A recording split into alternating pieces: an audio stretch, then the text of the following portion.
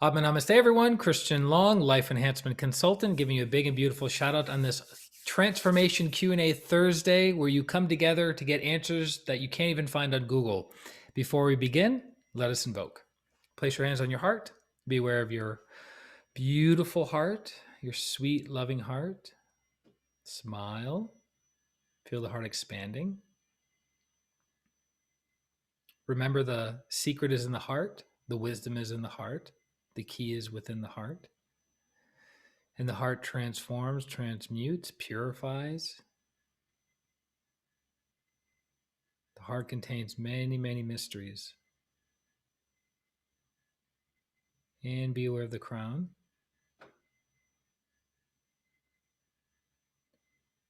Be aware of the heart and the crown together. To the Supreme God, Divine Father, Divine Mother, to Grandmaster Cho Kuksui, Lord Mahaguru Jmeling, to Lord Buddha Kuan Yin, to Lord Ganesh, the remover of any and all internal and external obstacles, to Saraswati, the goddess of wisdom and intelligence, to all the holy gurus, holy masters, saints, archangels, holy angels, to the angels of wisdom, to the angels of understanding, to our divine selves or higher souls, we humbly invoke for your divine light, love, and power, for your divine help, guidance, and protection. We invoke for inner transformation, to be greater instrument of goodwill in the will to do good. We thank you. With gratitude, respect, and love, we thank you, we thank you, we thank you. In full faith, so be it, and so it is. Thank you. All right, welcome everyone.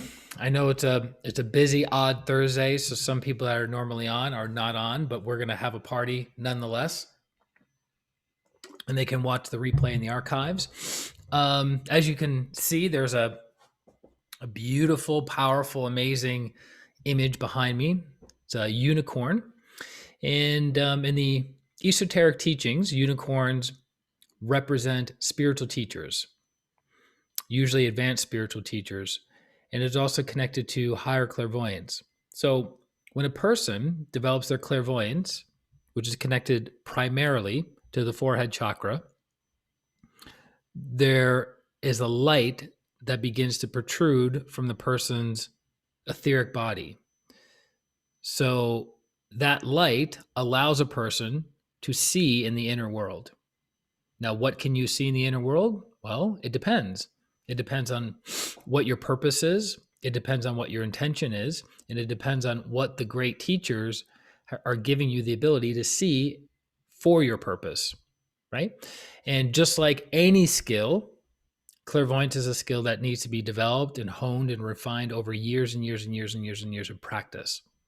So to be a very good clairvoyant is very difficult. Grandmaster Cho Koksui says most clairvoyants are 15% accurate. So you have a scale of 0 out of 100. Most clairvoyants, psychics, mediums are about 15% accurate with what they see. The best in the world are about 85 to 90% accurate with what they see. So Mang Mike, who helped Grandmaster Cho Koksui develop pranic healing and Arhatic yoga, he was such a clairvoyant. So he was a gift to the world. Very, very rare clairvoyant, but clairvoyancy, higher clairvoyancy, forehead, wisdom, from wisdom comes all other things. So people that have a very developed forehead can look at something and extract, what the forehead does is extracts wisdom from something. So you can look at a book and without even reading the book, you can extract the energy, the wisdom from that book and realize if the teachings are good or not good, right? And obviously, that's a higher level of clairvoyance, but I want to give a shout out to the great teachers and to the beings of clairvoyance, because with the Transformation Q&A Thursdays, it's a function of knowing, which is the crown chakra, which is the highest in our energy body. Then you have the forehead chakra, which allows us to see the inner world. So it gives form to the knowing. And then the Ajna chakra helps us understand. And then the throat chakra is connected to knowledge. So as we're talking and communicating, there's energy being transferred back and forth on the different levels and different planes. So the more refined and developed the person's energy body is, the higher they can go up and the more they can extract from the different planes of existence. Right? So that's why we were invoking for one of the teachers, Sarasvati, the goddess of wisdom and intelligence. And also Lord Ganesha, while he, right? There are no sexes with these great teachers. So we say he for masculine versus feminine energies. So he is not only the remover of obstacles internally and externally, but he's also of great intelligence. So somebody who is being guided by their higher soul is considered to have the Ganesha head, versus someone who is still running at the impulses of their lower self or their lower nature or lower negative, not negative, but lower tendencies. That person would still be an ordinary person, right? So someone who is led by the higher soul would be one who has the Ganesha head. So feel free to throw in some questions off to the side. I have the chat bar up, but we'll go into the questions we have for today. What is the right way to breathe during meditation? Well, that's a great question, and it depends. So within Arhatic Yoga, Grandmaster Chogo Koksui laid out several breathing practices that are designed to balance both sides of the body, both hemispheres of the brain, so energy doesn't get congested or stuck as you're doing your practices. Another technique is cleansing the upper chakras, and then the third technique is cleansing the lower chakras, which prepares one for deeper experiences in meditation. So when we do 7-1-7-1 breathing, we inhale for 7, we hold for 1, we exhale for 7, we hold for 1. The other version of that is called 6-3-6-3 breathing. We inhale for 6, we hold for 3, we exhale for 6, we hold for 3. 6-3-6-3 breathing is more powerful and it generates more energy than 7-1-7-1.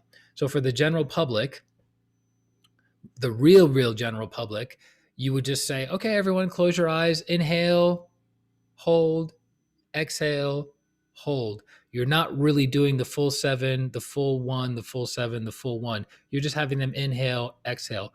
For a group that's a little bit more experienced, you could do 7-1-7-1. And then when people take basic pranic healing, they're taught 6-3-6-3. And then in Arhatic Yoga, they also practice 6-3-6-3, right? A higher version of that. So when it's not necessarily how do you breathe during meditation, but it's the preparatory work that you do before meditation, which in the Bhagavad Gita by Satchitananda, the commentary on the Bhagavad Gita, this teacher said that the preparatory work is more important than the meditation. So doing your physical exercises, doing your breathing exercises, doing your I am the soul affirmation is more important than the actual meditation, which there's reasons behind that, but it's about strengthening your connection to your higher self, to God, and removing any and all inner resistance. So when you're doing exercises, you're removing physical resistance. When you're doing the breathing exercises, you're removing emotional and mental resistance.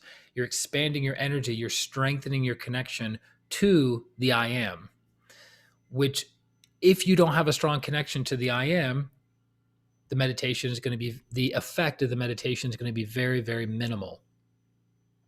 So in the Twin Hearts meditation, one of the first parts we do before we quote unquote go into the meditation is be aware of the heart and think of a happy event. Smile, feel the sweet, sweet energy within the heart, and the heart expands. And then you be aware of the crown and you think of the same happy event or another happy event. And what does the crown do? It expands. So now you're ready to go very deep and very far in your meditation practice. But if you just rush that and you go, yeah, where my heart, got it. Where my crown, got it. Okay, raise my hand and blessing. You are not as open. You're not as plugged in and connected. So the amount of downpour of energy passing through you is going to be minimal compared to deep reverence and deep devotion. Does that make sense? So it's very, very important to do your physical exercises, do your breathing, do your I am the soul affirmation, and then do your meditation with awareness. Okay. So the right way of breathing is what's comfortable for you. The breathings we do before meditation is to cleanse and purify. When you're breathing right before a meditation, so you have Arhatic yoga has breathing practices that prep your practice, your energy bodies, but then right before, you can be still, be aware. And when you breathe, you want it to be soft, smooth, and rhythmic. One is cleansing. So when we cleanse, we have an inhalation through the nose and an exhalation out the mouth. That's more of a cleansing breath, right? When you're inhaling through the nose and exhaling through the nose, you're calming yourself to go higher in the inner world. So you're going from dense and dynamic physical activity, moving your body, right? And then doing vigorous breathing, but it's not as gross, it's not as dense, it's more subtle, it's more refined. And then when you're sitting down in your meditation chair or meditation cushion and you're having your eyes closed, you're going to an even subtler experience so you can really go deep and high in your meditation. It's very important. People have a tendency to rush through this. But if you want to have a really profound experience, do your best to be as subtle as possible, because if you can control the breath, you control the mind, you can control the emotions, and you can control the body. So I don't recommend people stress and strain in their breathing while they're meditating. And you will notice as you continue to advance in your practices, there will come points in time that you will notice, you will become aware that you have not been breathing for a minute, 2 minutes, or even longer. Why? Because the chakras are spinning so fast, they're absorbing prana, and your bodies are utilizing that. It's like super potent energy. So your body is actually living off of the energy that the chakras are generating because you're going so high. It's like going closer to the sun. The intensity is increased. So you'll notice with deep meditations, you stop breathing entirely. And it's not something you're forcing your body to do of like, okay, we're going to stop breathing for the next 2 minutes. That's not proper technique. The experience of not breathing in meditation is a byproduct of proper technique. Does that make sense? It's a key point. So I wouldn't worry too much about right way of breathing during meditation. Do your breathing practices, your pranayamas that you've been trained in. Don't overdo it because pranayama is extremely potent and it can have adverse effects if you do too much for a prolonged period of time. It's like going out and getting, laying in the sun for an hour versus laying in the sun for 10 minutes. And then every day of the week, you lay in the sun for an hour. By the end of the week, you're going to be in a tremendous amount of pain. Pranayamas are the same way. And also, and I think this is a protecting mechanism for people who are uninitiated. What makes pranayama work or breathing exercises work is the rhythm. So if you don't do the right rhythm, the effect is drastically reduced. So I think that's a protective mechanism of people who have been trained and initiated versus people who have not been trained or initiated. So they're like, oh, I'm just going to sit and just do some kind of breathing, right? The effect isn't there. But if they've been trained in 7171 or 6363 or other advanced pranayamas, and they overdo it, the ramifications are going to be great. Okay. So next question. What are your thoughts on suicide? This is actually a very interesting question because suicide rates among teenagers have I don't know the exact, I did know, but this is 6 months. So I think the numbers are skewed at this point. But to the best of my knowledge, suicide rates among teenagers has never been higher in the United States because of COVID. Why? Because of loneliness, because of isolation, because of a feeling of lack of warmth, lack of connection, right?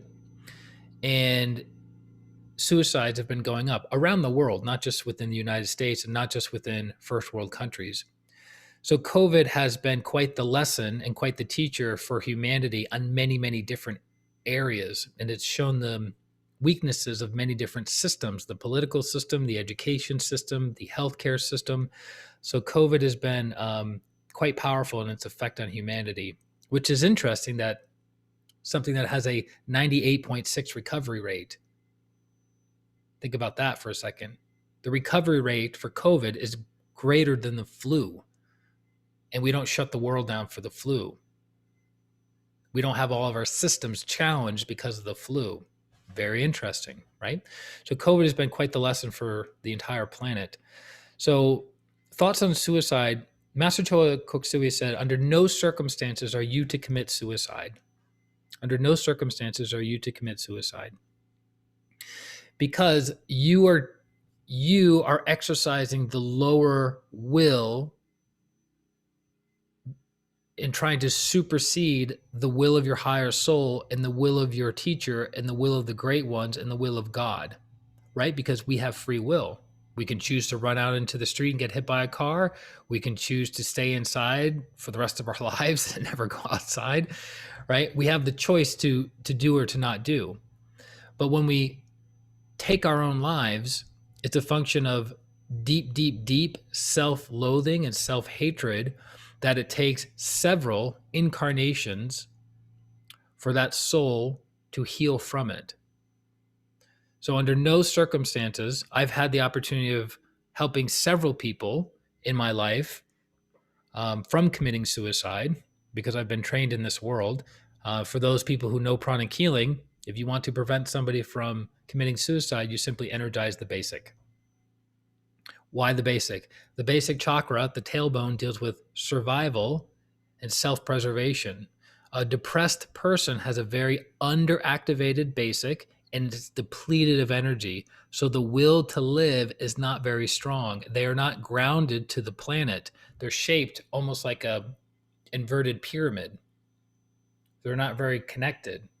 So if you energize somebody's basic, it is practically impossible for them to take their own lives. So whenever you hear so-and-so is depressed, so-and-so is thinking of committing suicide, you strengthen the basic chakra as quickly as possible. So I've done that, and I've met with these people face to face and gone through coaching and understanding and helping them get proper viewpoint, and then they shift and their life dramatically moves forward and improves. And I've also had people in my life that have committed suicide, and the ramifications on the family is unbelievable, right? The family dynamic will never be the same after that event. And as I understand it from people who specialize in connecting with the souls who have passed over, every one of them regrets it. Because they're not making that decision to take their own lives from the higher soul's viewpoint. They're doing it from low self-esteem, low self-worth, self-loathing, self-hatred, and they are blinded. They are blinded by their own weaknesses and negative tendencies. So under no circumstances, no matter how bad life gets, how bad, difficult it gets, under no circumstances is one to take their own life. Under no circumstances. Yes. But what happens if the person, kills himself, but it's by a reckless action? In other words, he didn't intend to kill himself. He just maybe overdosed.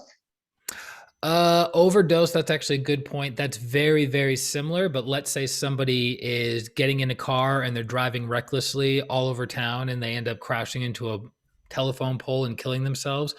The energy is different. So what you want to keep in mind is the intention as to why we do what we do. So it's the intention behind the action that determines the seed that we're planting. So if somebody is overdosing on drugs because of self-hatred and they don't want to be here anymore, that's one level of intention, versus the person who accidentally overdoses on drugs or the person who accidentally drinks too much, right? So it's based on the intention. So the severity and the longevity of the karma of someone who intentionally kills themselves is much, much greater than the person who accidentally kills himself or kills themselves out of being irresponsible. Yeah. Makes sense? So under no circumstances, this was emphasized specifically by Master Choa, under no circumstances is a soul to commit suicide. Okay. A coach friend of mine died from a self-inflicted gunshot last week. Not sure if it's on purpose or not. Self-inflicted, yeah, you can almost 100% guarantee that. I had a client who had a client last week. Not an official client. It was a person. It was a person who has been suffering from depression on and off, and a very sensitive person, right? We call them empaths. So what is an empath? An empath is a person who is overly sensitive to the thoughts and feelings of others and to the energies within an environment, and they don't have good filters, right? As one of the masters of pranic healing said, you should only be sensitive when you're healing or when you're meditating. Outside of that, you should be a normalized person, meaning your energy body should be normalized. But for most empaths, myself included at one point, we're like an open book. Our energy bodies are always open, right? So we're always open. So then what does that mean? Everything comes in. Some good, some not so good, right? So this particular person found my client through her business online, reached out to her, left a message with her assistant. Her assistant called this person back, wasn't able to get a hold of them. A week goes by, no word. 2 weeks goes by, and then a phone call from this person's brother reaches out to my client and says, just to let you know, we found out that my brother was trying to contact you, and we found him in his apartment with a gunshot wound in his head. So he took his own life because he was super sensitive. He was in therapy, but the therapist, it's not a common, our specialization within pranic healing and Arhatic yoga is the energy body. Psychotherapy is on the more subtle bodies, the emotional, mental body, that is still being figured out. But within our world of sensitivity and subtle energies, we're experts in it. We don't have all the answers all the time, but we're very good at what we do. So that person, their soul was reaching out. They were trying to find a solution because their traditional therapist was not helping them figure out what is going on with me. And the will to live wasn't strong enough. And so the person took their own life, and they were discovered in their apartment a week later by his brother. So that soul, we did a certain technique to help the soul become more illuminated, less suffering, to learn its lesson faster, and to go to the higher planes faster. But in general, it's going to take several lifetimes for that soul to heal of that trauma. So if people have this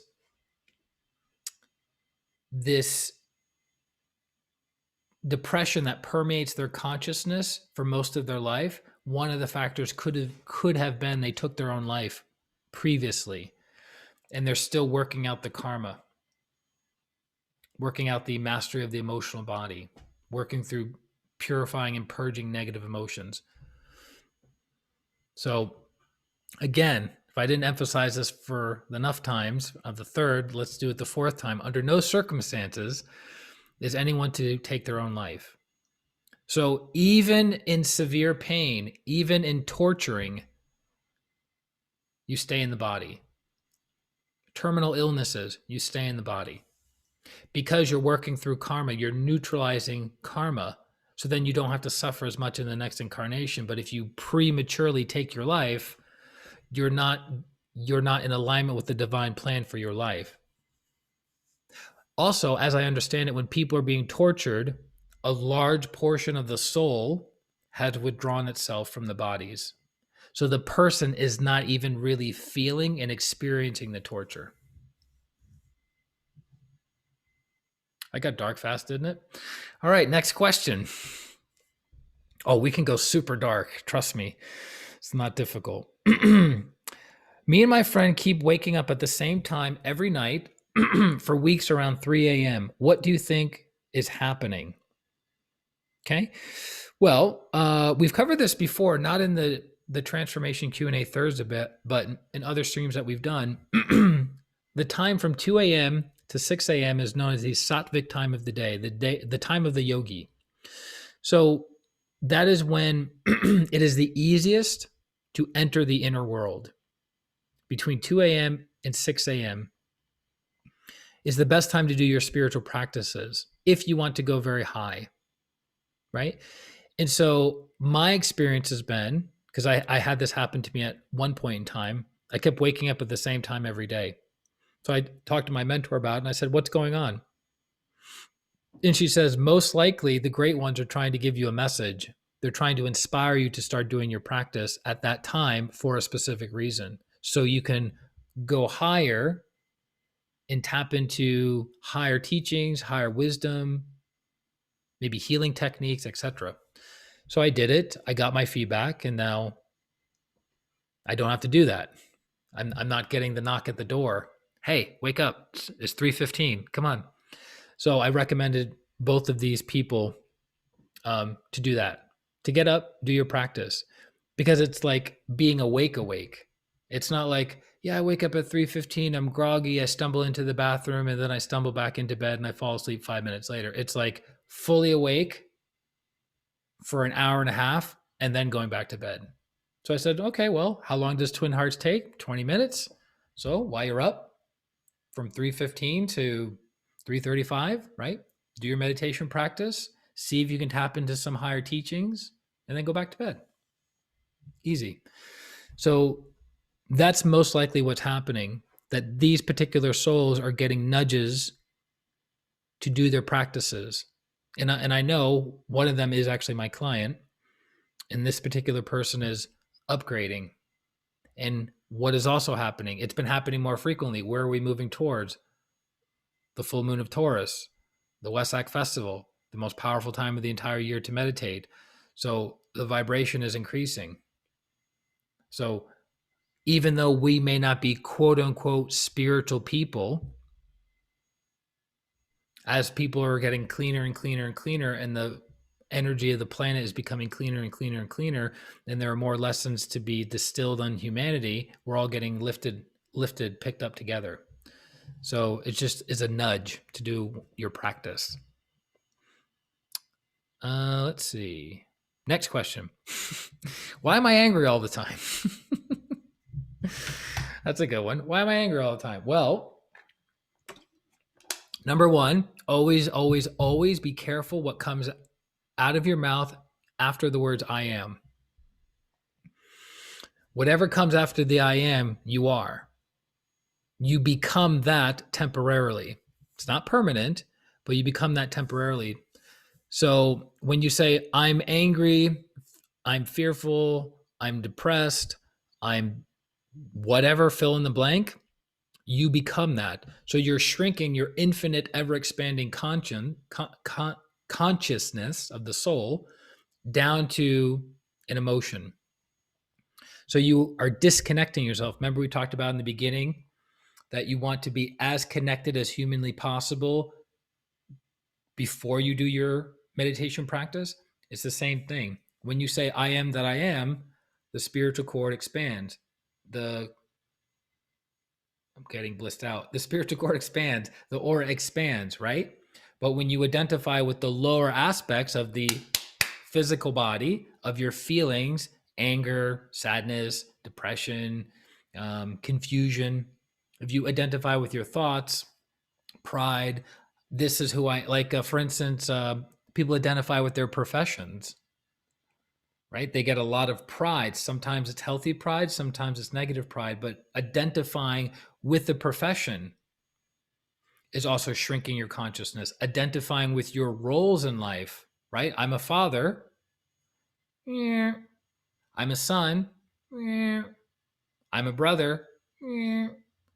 I'm identifying with the lower aspect of me. It's not who and what I am. It's just a role that my soul plays through this body. But if I go, I am that I am, everything expands. If you are sensitive, right? If you're being still and being aware and you pay attention to the energy, when you speak and pay attention to your energy, you will start noticing what is true and what is not true. So when you say a curse word, you'll notice that your energy shrinks.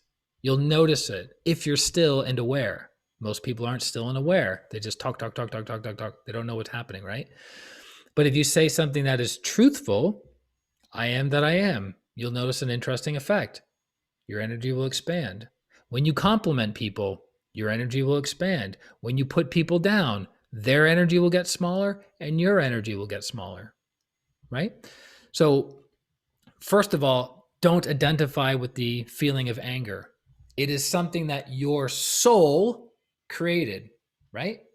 Just like the carpenter creates the furniture, but is not the furniture. The carpenter created the couch, the bed, the chair, the table. Those are products, right, of the carpenter, but it's not what the carpenter is. If you destroy everything that the carpenter built, does the carpenter still exist? Yes.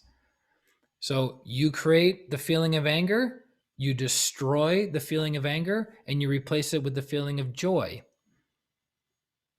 Are you the joy? Nope.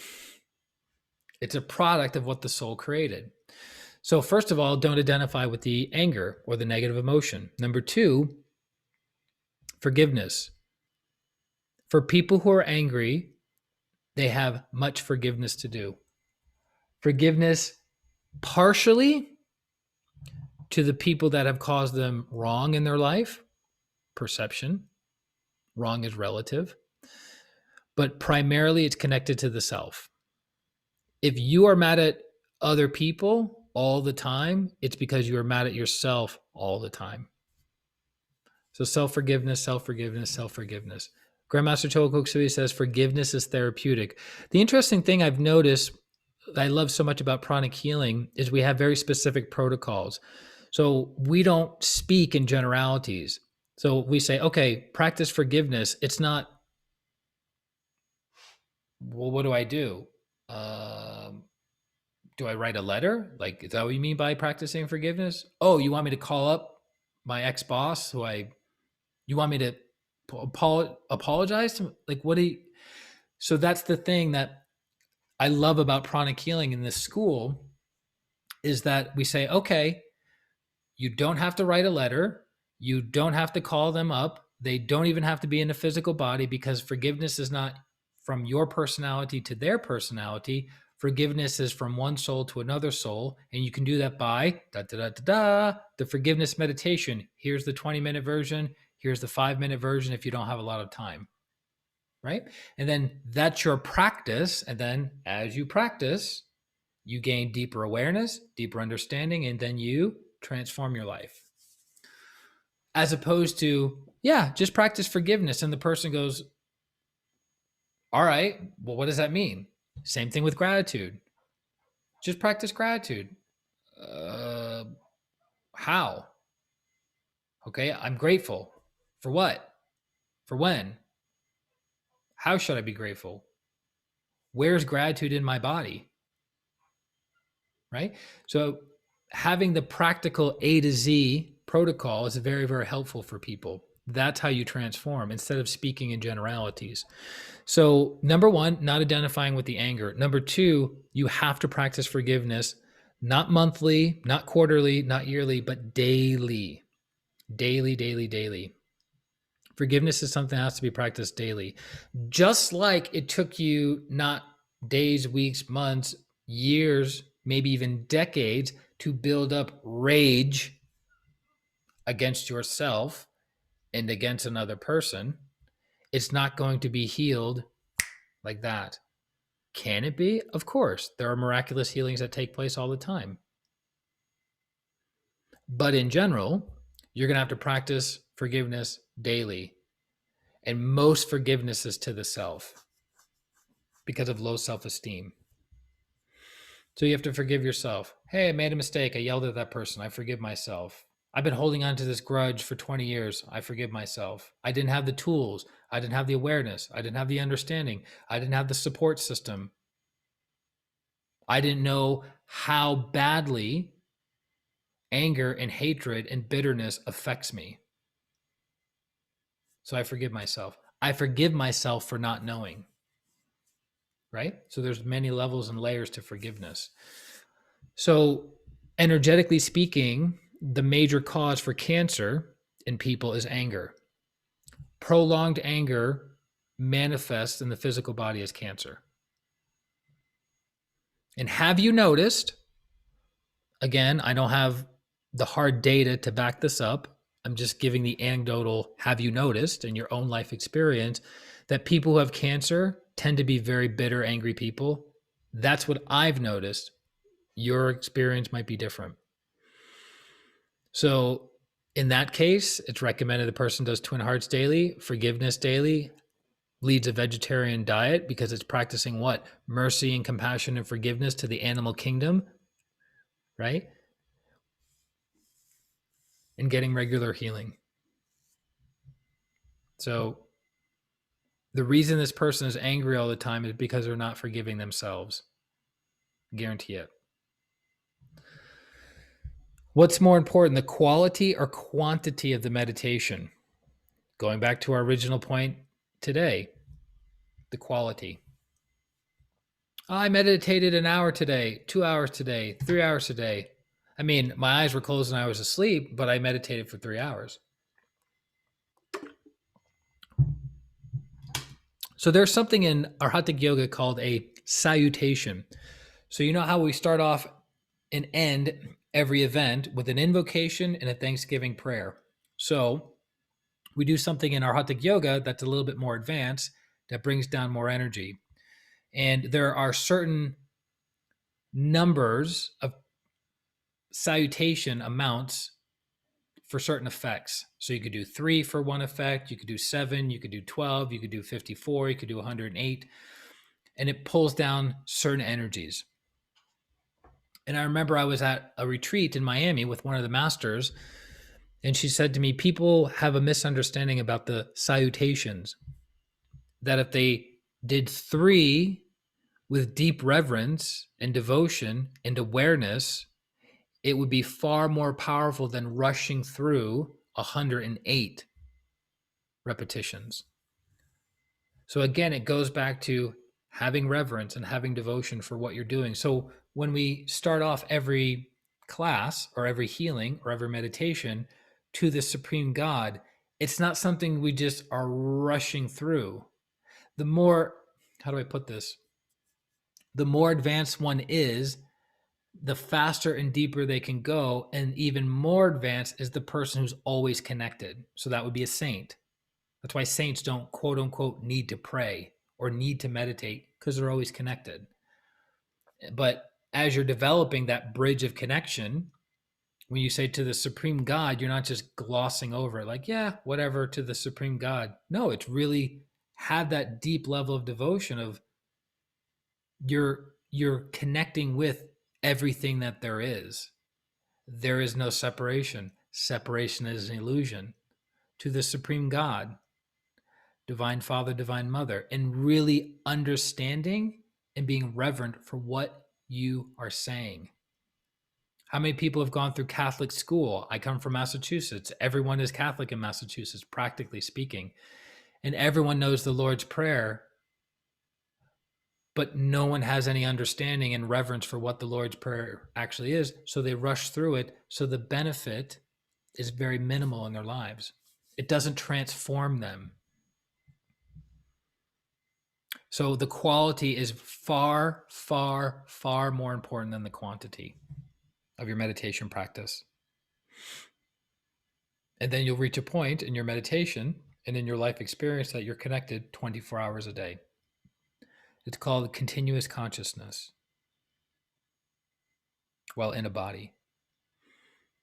Next question. How can I not be so reactive to everyone and everything in life? Again, how can I not be so reactive to everyone and everything in life? Awareness, awareness, awareness. Awareness, awareness, awareness. In one of Grandmaster Chokusui's classes, Psychic Self-Defense for Home and Office, he gives a technique for not entangling yourself with another person. And it's called the principle of non-reactionary or non-reaction. So if somebody's screaming and yelling at you, the worst thing you can do is start screaming and yelling back at them. Because their lower vibrational emotional energy from the lower astral, if you start yelling at them, you just merge their energies, and then that energy becomes what? Calcified, connecting the two of you. You literally just bonded your pain to their pain. And then you guys now can feed off of each other's pain. So when somebody's screaming and yelling, you become non-reaction. You don't give it energy. You continue to vibrate higher. So negative emotions vibrate on the solar plexus level. Mental energy vibrates at the throat and the ajna. Now, does that mean I'm trying to have you persuade or convince someone who's screaming and yelling at you to calm down? You ever notice it never works? Telling somebody to calm down when they're angry never works, because they're vibrating emotionally. And if you're speaking from a true level of calm down, it's vibrating higher and it passes through them. They don't get it. But if you drop to their level of negative, lower emotions, they're going to feel it. And then you're going to be entangled with them. So if someone is yelling and screaming at you, or if there's an episode for you to be jealous or enviousness or fearful or some reaction to a response, you have to be still and you have to be aware. You have to be still and you have to be aware. That people react because they have no awareness. There's a stimuli and then they react. They either fight or flight. They don't have stillness and awareness. So if somebody's yelling at you, don't engage. If somebody's crying hysterically, don't engage. Do you practice compassion? Yes. Do you offer healing? Yes. Do you console? Yes. But do you jump in their drowning boat? No. Very important. So when you're coming from here, the ajna, guided by some love, you're fine. But if you are, oh my God, tell me more about it. If you engage your lower emotions with their lower emotions, you're going to be entangled. And that's why this particular person is having challenges. So you have to practice stillness and awareness. That means you have to be aware of what am I thinking and feeling from moment to moment to moment. What am I thinking right now? What am I feeling right now? Because every time you do that, what are you realizing? I am that I am. Because what is observing the thoughts? The I am. What is observing the feelings? The I am. So when you are able to disassociate or push that thing from you, you go, wait a minute. That thought about me thinking of the laundry, I'm not the laundry. I'm not the thought of the laundry. I am that I am, and I'm observing it. So when someone's threatening you or being negative or being whatever, when you're objective, you can go, I know what the right thing to do in this situation is. But if you merge your consciousness with the pain, the trauma, the sadness, the fear, the anger, the bitterness, you believe you are that, and you can't see the situation clearly. So it's very important that when somebody is talking with you, by the way, let's say somebody's sharing with you, thinking how much I should share or not. So let's say somebody is sharing with you anything, right? And you're like, what an idiot. That's you judging, criticizing, attacking the other person psychically that you're probably not aware of. But if you have stillness, awareness, and objectivity, you can go, wait a minute, where's that coming from? And you can start making distinctions of like, well, is that my thought form calling that person an idiot? Or am I becoming aware of other thought forms within my environment that is calling that person an idiot? So you start differentiating between your thoughts and feelings and other people's thoughts and feelings. And this is one of the gifts that the masters have developed over many, many years of teaching, that when they are teaching, they are aware of the thoughts and the feelings of the participants in the class. Why? To help them. But think about this. So without getting into too much detail, I noticed for some strange reason that whenever a particular master was teaching, a derogatory thought would come into my head about that teacher. And I have no idea why.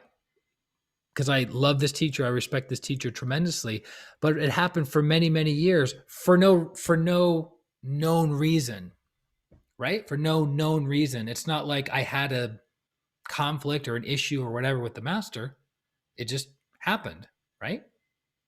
But as I continue to practice greater awareness, greater understanding, I could start seeing its effect on the master and then the energy coming back to me, which made me more vigilant than ever before. So I immediately changed the energy, or I transmuted the energy from lower, denser vibration that was causing me injury and the master injury to good, beautiful energy coming back to me and making me actually more conductive and more receptive to the energy and the teachings that were being presented to me. But that took years of cracking the code on that, right? So you have to be aware of, like, are these thoughts and feelings mine? Is this criticalness mine, or is this critical if I'm in this environment, right? It's like if you have a regular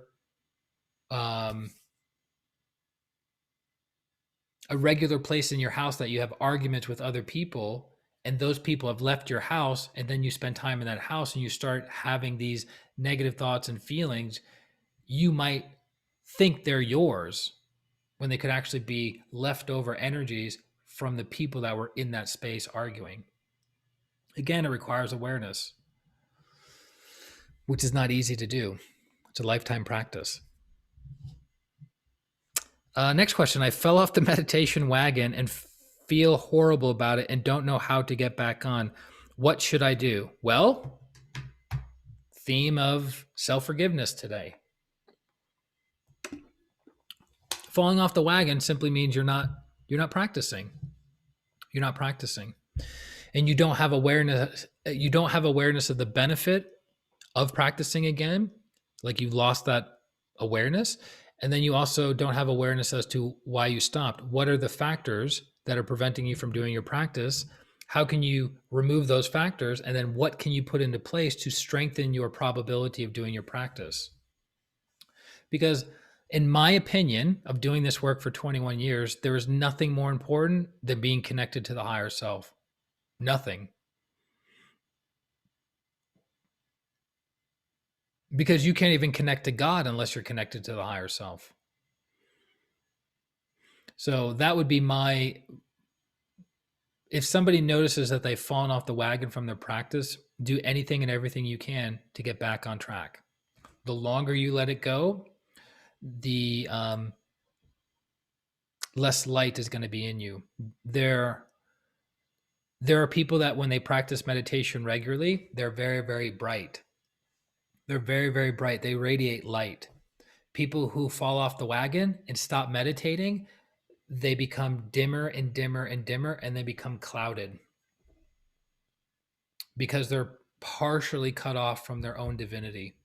So it's extremely important to meditate on a regular basis, daily, but at least a few times a week if you can't do it daily. So that's what I would recommend to that person.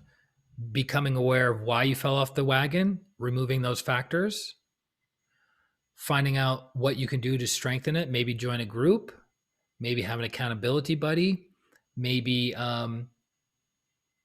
figure out what you need to do to build in your practice again. There's an amazing website. I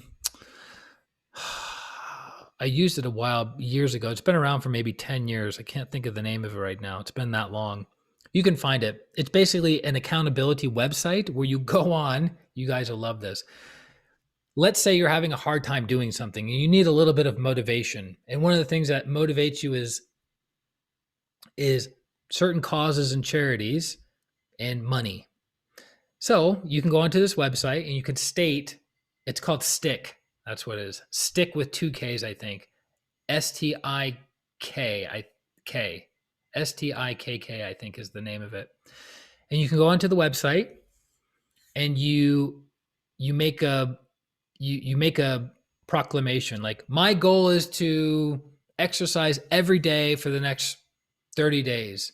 And if I do it, I get my money back. And you can donate $1 or $1,000 or whatever amount you feel appropriate. If you don't do it, because someone else is holding the money in the stick account, if you don't do it, the person sends it to your least favorite cause of all time. So it forces somebody to go, I don't want the KKK getting $1,000 of my money. So it's a motivating factor. So what's my point?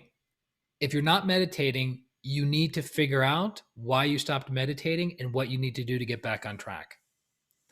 Don't spend time, hear me out, don't spend time beating yourself up. Don't spend time practicing self-pity. Don't spend time, woe is me. Why do I always screw up? When am I ever going to figure this stuff out? Because all of that is wasting time, and all of that is building up stronger energy, preventing you from moving forward. So as soon as you recognize, I fell off the wagon, get back on the wagon that day. That's it. Next question. Is the law of attraction real, or is it just a concept made up to sell books as seminar tickets? No, it's absolutely real. It's absolutely real. What is the law of attraction? What you think and feel for a prolonged period of time will come to you in its equivalent form. So if you think happy thoughts, happy energy comes back to you. If you think unhappy thoughts, unhappy energy comes back to you. Very simple. Like energy attracts like energy, opposite energies repel. Successful people have a tendency to attract other successful people. Poor people have a tendency to attract other poor people. Successful and poor people have a tendency to repel one another. Now, there are many levels of truth.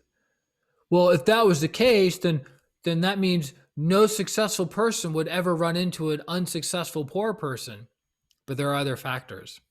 But overall, generally, I don't hang out with billionaires. Just throwing that out there. I don't vibrate on the same level of a billionaire, for better or for worse. But what do I do? Spend time with high-level spiritual practitioners and healers. Like energy attracts like energy. Opposite energies repel. So you might be saying, well, wait a minute. I've been sitting down for 6 months and every day thinking of the perfect car that I want, and it hasn't materialized in my driveway. So the law of attraction, therefore, doesn't work. There are other factors that determine whether something materializes or not just the law of attraction. There are other factors. And those factors are taught specifically in Grandmaster Chogo Kuksui's class, Kriya Shakti, which says, look, you have an idea, you have a wish, you have a desire, and you want that idea, wish fulfilled. Here's how you make it happen. Here's how you make it happen. But the law of attraction is in effect at all times. And to make it a little bit more esoteric, considering the subject matter we're covering in today's class, the thoughts, the words, and the actions you do right now are planting the seeds for your future fruit. Do you know why your future doesn't change very much? You ready?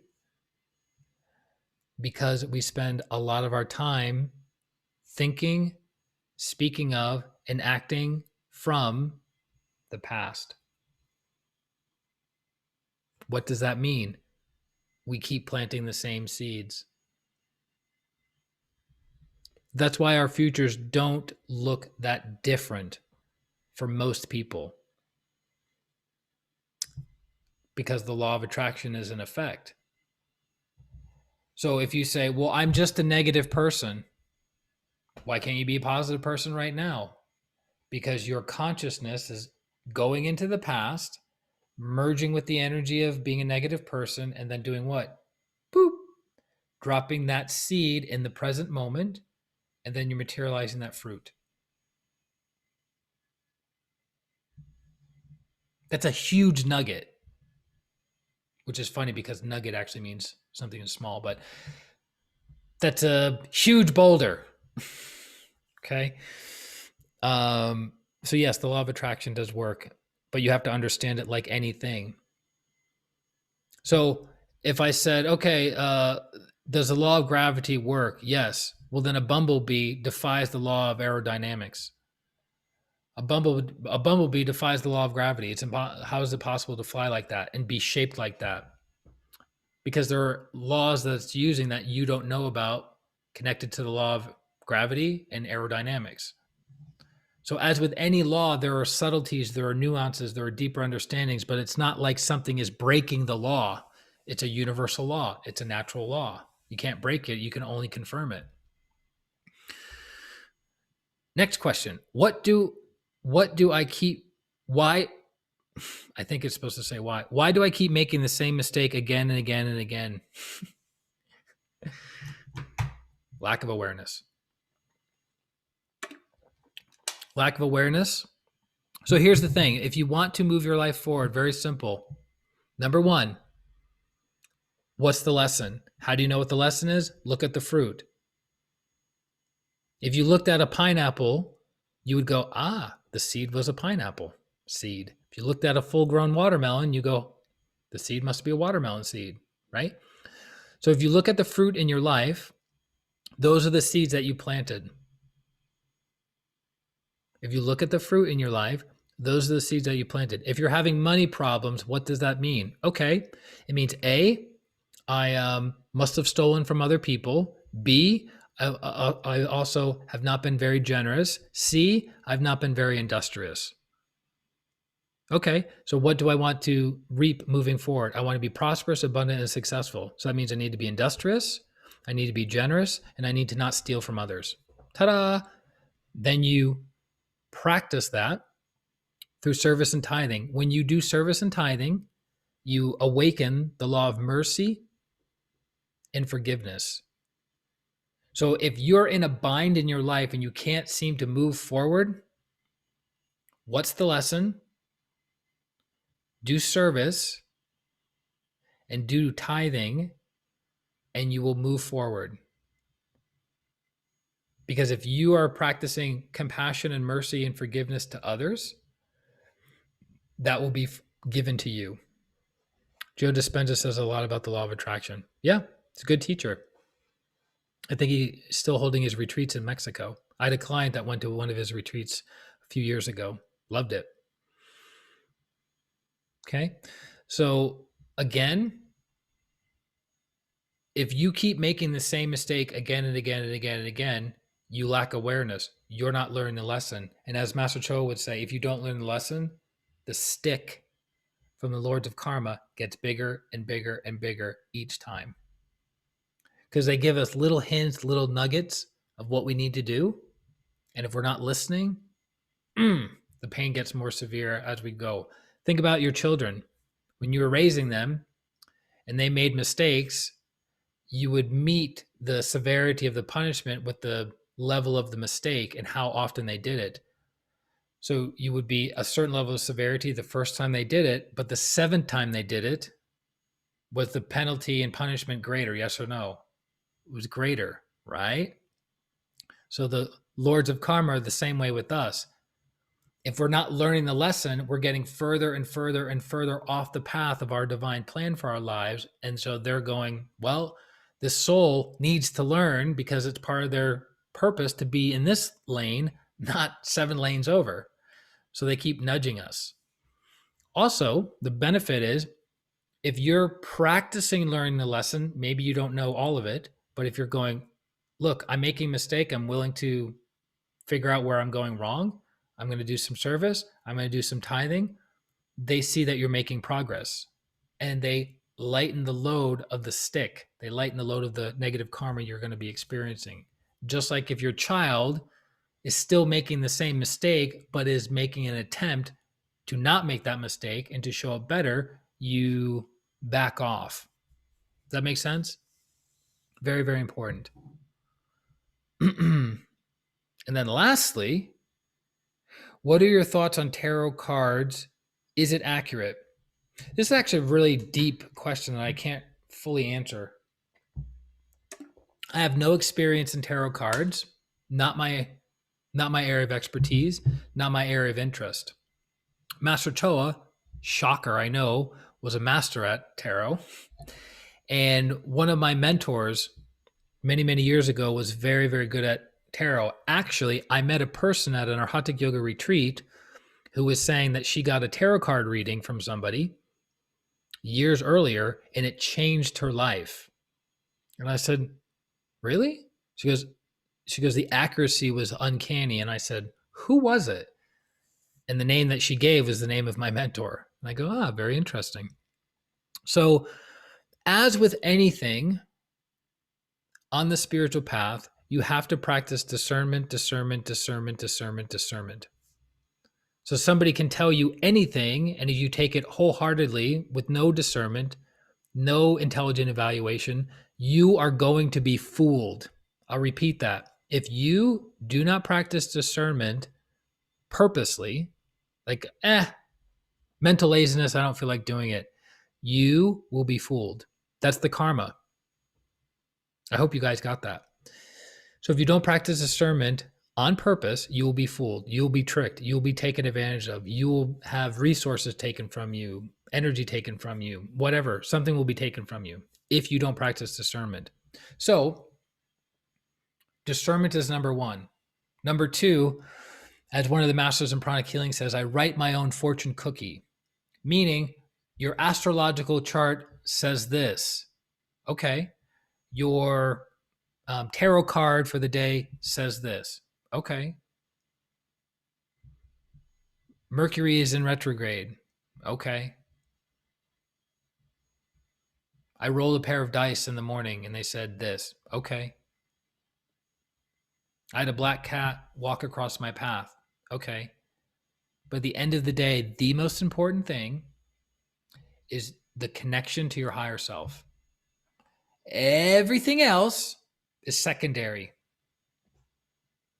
That's why he says, I write my own fortune cookie, meaning, great, my chart says this, my cycle says this, my tarot card says this, my fortune cookie says this, but I am that I am. Now, the lower level of truth is for people who do not have a strong connection to their higher soul. They rely on the lower levels of truth.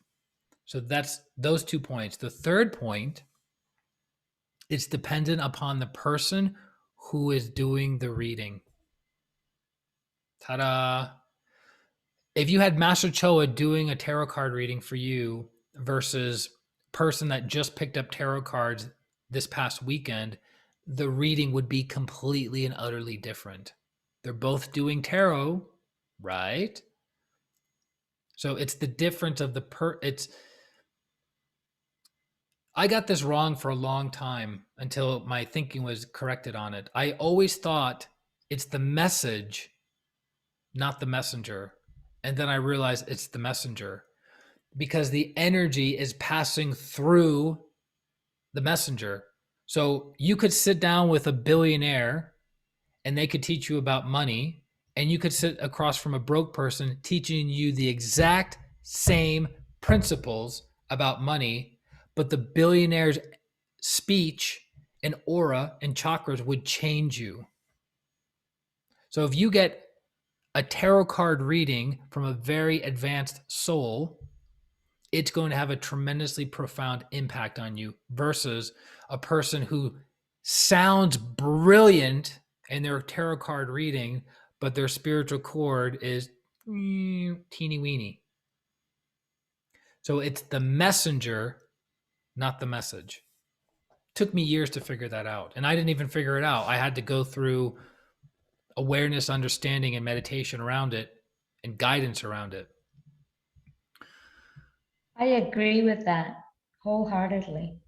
I've experienced it myself. I read tarot. I stopped doing it, but I have a very fine eye and perception for someone that knows how to do it and does it well. And it's because of their spirituality, their connection they give you a completely different reading. Correct. Because it's coming from the connection Correct. that they And have. those people are just using the Yes. cards as a little vehicle for the message, but they can just do it without the cards. Do you get the Exactly. Yeah. Exactly. You got it. So when it comes to learning meditation, tap into the biggest spiritual cord you can find. When it goes to getting healing, tap into the biggest spiritual cord you can find. When it goes into learning anything and everything, tap into the biggest spiritual cord you can find. Right? It's like if you look at Ramana Maharishi, who is a super developed being, he had no teachings. People would just come, sit with him in his aura, which was very big, and they would experience their own I am and then the greater I am just by being in his presence. No teaching, no healing, no blessing, no nothing. Because of the message of the I am was passing through a very, very advanced soul. Yes. Okay. So did you guys get value out of today? Yes. Excellent. We do the best we can to move everyone forward. So again, I say this over and over again because people need to be reminded, is how can I make this practical in my life today? 1 point, 2 points, whatever you got out of today, find something that you can go, okay, I can integrate that. Maybe it's I could do more forgiveness, more daily forgiveness on myself, more daily forgiveness on other people. Maybe you can go, how can I be more still and more aware and less reactive with the people in my life? How can I have greater energetic hygiene in my environment? Right? How can I help people? Maybe there are people in my life that are having suicidal tendencies that I can heal, that I can guide, that I can love and console and support. How can I tithe to a charity or organization that I believe in as a way of demonstrating that, hey, great ones, I'm willing to learn the lesson. I'm willing to let go of this issue. I'm willing to move my life forward, right? So take, yes, 10 beautiful nuggets. I didn't come up with them. They're master's teachings, and then I'm just answering the questions. But the real benefit to you is, how can I apply this? How can I apply this? How can I apply this in my day-to-day life? Okay. No application, no mastery, no transformation. So it's very important that you apply what you learn. Also, the WESAC is coming up. A reminder to everyone in the group, April 26th, Monday at 9:34 p.m. is the peak of the full moon of Taurus, the WESAC festival. The masters all over the world will be doing about a 4-hour event, 3 hours to prepare, and then probably a half-hour overlap. So go to maybe like 10 o'clock Mountain Time. So I'd recommend going to either pranichealing.com. It's not up yet, or pranichealingusa.com for the exact information, the login information, times, all that stuff. But basically, you can consider April 26th, Monday, from say after work until bedtime, pretty much carved out to do your spiritual practice of the most powerful time of the entire year to do your meditations in a group with tens of thousands of people, and actually millions of people around the world, not just pranic healers and Arhatic yogis, but for our community of healers and meditators, it'll be tens of thousands of people joining. Okay. So let us close. Place your hands on your heart.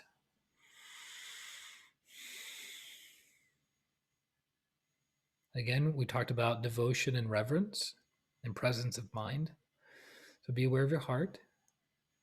Feel the softness within the heart, the soothing, loving energy within the heart.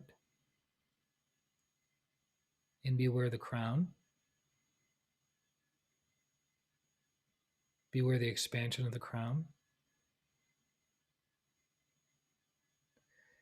Be aware of the heart and the crown together. Feel them breathing together. to the Supreme God, Divine Father, Divine Mother, to Grandmaster Cho Kuksui, Lord Mahaguru Jamiling, to Lord Buddha Kuan Yin, to Lord Ganesh, to Saraswati, to Holy Master Count Saint Germain, to all the holy gurus, holy masters, saints, archangels, holy angels, to the angels of wisdom, of awareness and understanding and inner transformation, to our divine selves, our higher souls, we thank you all for your great, great blessings. Even though we may not be fully conscious and aware of all the blessings, healings, and wisdom we've received, we are still very, very grateful for this opportunity to come together and to transform together. We thank you with gratitude, respect, and love. So be it, so be it, so it is. Thank you. All right. Well, lots of love to you guys. Enjoy the rest of your phenomenal evening. I have more inner work to do. Always. I will see you shortly. Bye-bye.